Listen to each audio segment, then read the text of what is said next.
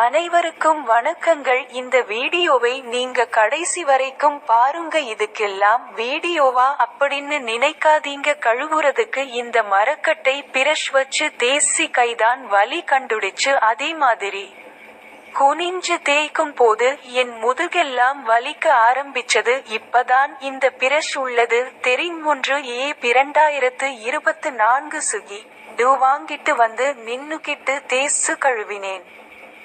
அதாவது நம்ம மா போடுறோம் பாருங்க, அதே மாதிரி தான் யூஸ் பண்ணினேன்.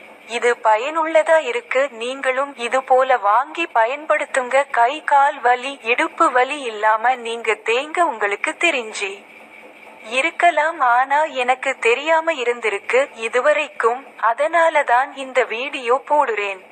தொடர்ச்சியா பாருங்க. லைக் பண்ணுங்க, ஷேர் பண்ணுங்க, சப்ஸ்கிரைப் பண்ணிட்டு பாருங்க. நன்றி.